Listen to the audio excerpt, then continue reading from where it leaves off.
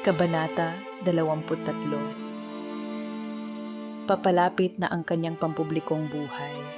Sa tahimik na pag-iisa ng kahoy na shed, si Jesus ay nakaupong mag-isa sa isang workbench na sinuot ng mga tao ng tapat na paggawa. Ang loob ay napuno ng pamilyar na pabango ng bagong putol na kahoy at ang sanga ng metal mula sa kanyang mga gamit na gamit.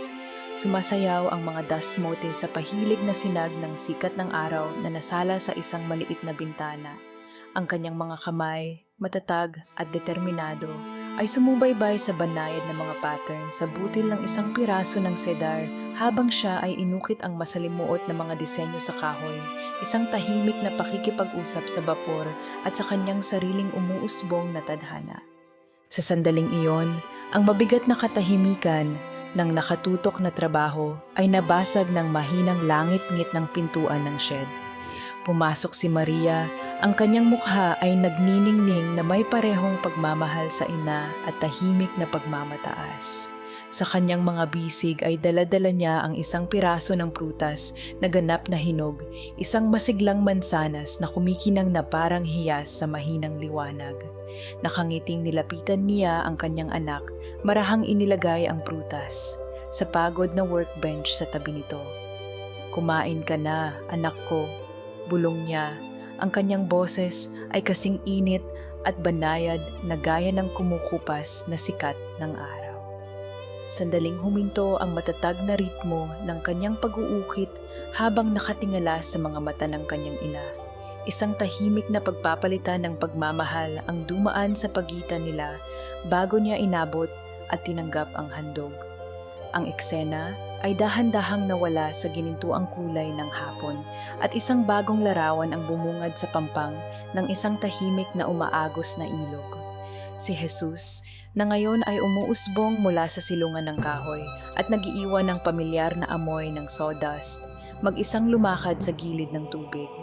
Ang kanyang mga yapak ay sumunod sa isang banayad, paliko-liko na landas sa tabi ng kumikinang na agos. Nawala sa pag-iisip, dahan-dahan siyang gumala, nasusukat ang bawat hakbang na para bang pinag-iisipan ng mga misteryo ng buhay. Sa kalaunan, nakarating siya sa isang kagalang-galang na matandang puno na nakatayo sa tahimik na pag-iisa. Ipinapahinga niya ang kanyang bigat sa magaspang na balat nito, hinayaan niya ang sarili na magmuni-muni. Ang mahinang pag-ungol ng tubig at ang bulong ng mga dahon sa itaas ay lumikha ng isang mapayapang simponya.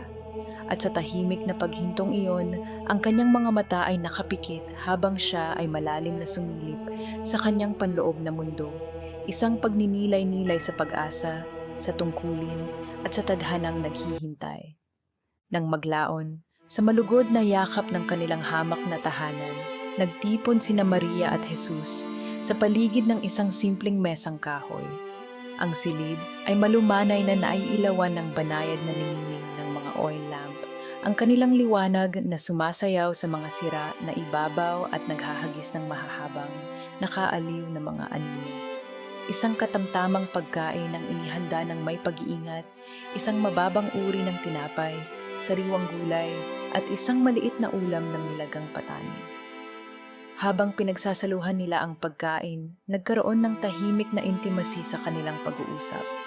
Nakinig si Maria nang may magiliw na atensyon habang isinasalaysay ng kanyang anak ang mga kaisipang sumagi sa kanyang isipan sa tabi ng ilog. Ang kanyang mga salita na puno ng kababalaghan at ang banayad na bigat ng banal na layunin ay hinaluan ng sarili niyang mahinang bulungan ng paghihikayat at pagmumuni. Sa pagitan ng mga kagat at nakabahaging ngiti, isang tahimik, maliwanag na koneksyon ang dumaan sa pagitan nila, isang hindi masabi na pagsasamahan na nagsasalita ng pag-ibig, pag-aaral at paglalahad ng mas mataas na plano. Ang salaysay ng kanilang mga araw ay patuloy na lumawak lampas sa hangganan ng kanilang tahanan. Sa isang mahinhin at masikip na silid sa isang maliit na klinika sa Nayon, muling nakita sina Maria at Jesus na magkasama sa pagkakataong ito sa paglilingkod sa iba. Tahimik silang lumipat sa gitna ng mga may sakit, nag-aalok ng banayad na pangangalaga at mahabagin na mga salita. Si Maria, Sa kanyang nakapagpapagaling na haplos at mainit na presensya ay nagpakalma sa mga nasa pagkabalisa.